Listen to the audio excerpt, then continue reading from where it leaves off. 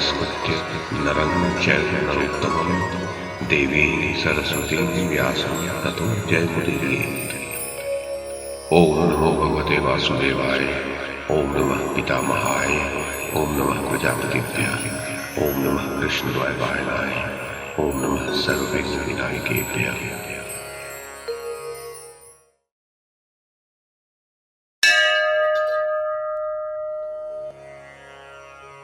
धृतराष्ट्र ने पूछा, संजय, पांडुपुत्र अर्जुन के द्वारा पराजित हो जब सारी सेनाएं भाग खड़ी हुई, उस समय विचलित हो पलायन करते हुए तुम लोगों के मन की कैसी अवस्था हो रही थी?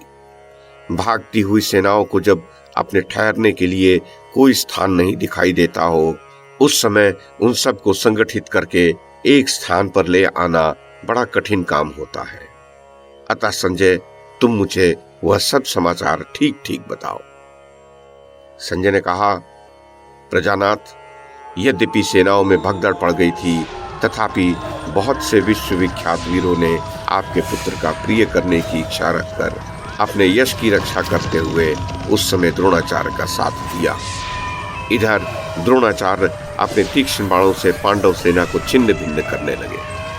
अद्भुत पराक्रमी द्रोण जिस समय उन योद्धाओं को कुचल रहे थे, सेनापति धृष्टद्युम्न ने स्वयं आकर द्रोण के चारों ओर घेरा डाल दिया। फिर तो द्रोणाचार्य और धृष्टद्युम्न में अद्भुत युद्ध होने लगा। दूसरी ओर अग्नि के समान तेजस्वी राजा नील अपने बाणों से कौरव सेना को भस्म करने लगा। उसे इस प्रकार संहार करते देख अश्वत्थामा ने हंसकर कहा, नील, तुम अपनी बाणाग्नि से इन अनेक योद्धाओं को क्यों भस्म कर रहे हो?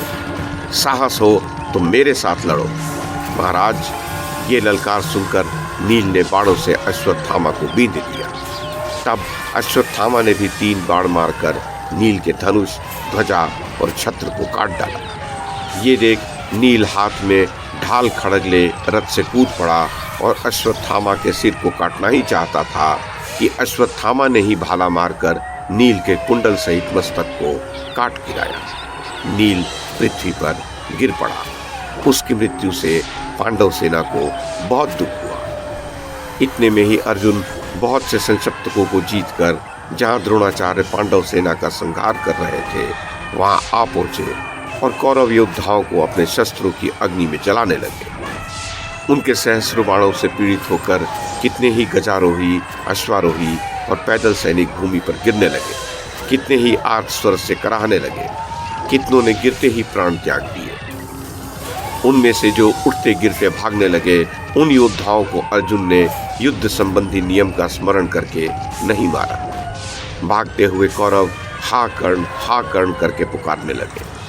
शरणार्थियों का वह करुण क्रंदन सुनकर वीरों, भयभीत मत हो कहकर कर्ण अर्जुन का सामना करने चला। कर्ण अस्त्रवेत्ताओं में श्रेष्ठ था।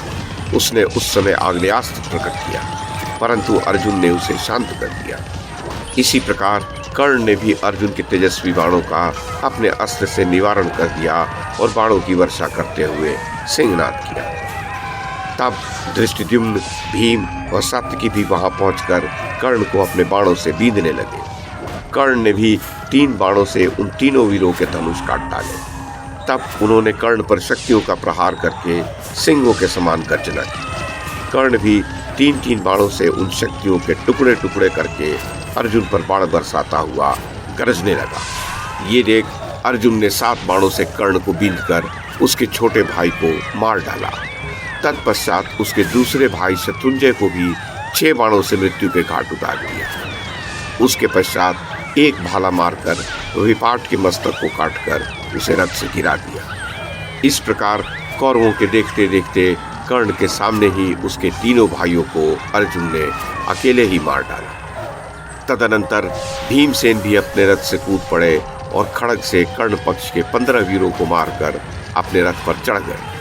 उसके पश्चात दूसरा धनुष लेकर उन्होंने कर्ण को 10 तथा उसके सारथी और अश्वों को 5-5 बाणों से बींध डाला। उसी प्रकार धृष्टद्युम्न भी अपने रथ से उतरकर ढाल खड़ग लिए आगे बढ़ा और चंद्रवर्मा तथा निषद देश के राजा बृहत्क्षत्र को मारकर पुनः रथ पर चढ़ गया।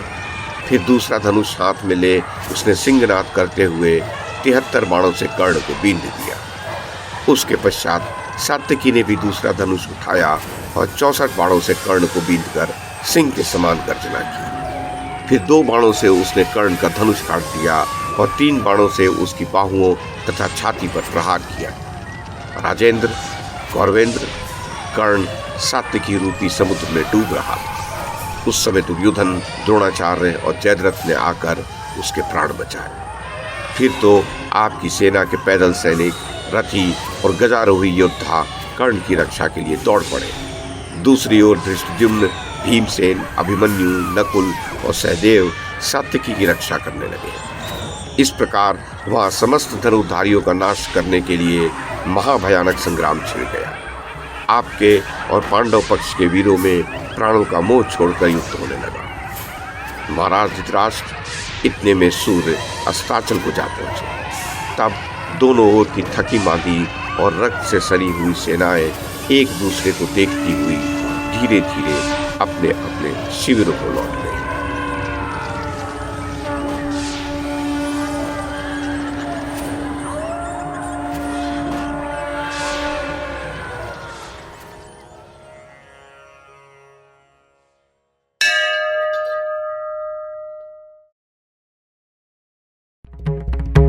YouTube के माध्यम से महाभारत की कथा को एक श्रृंखला के रूप में प्रस्तुत करने का हमारा ये प्रयास यदि आपको सराहनीय लगा हो तो कृपया इस कड़ी को लाइक और शेयर करें, चैनल को सब्सक्राइब करें और बेल आइकन को दबाएं। साथ में अन्य लोगों को भी देखने के लिए प्रेरित करें। धन्यवाद और नमस्कार।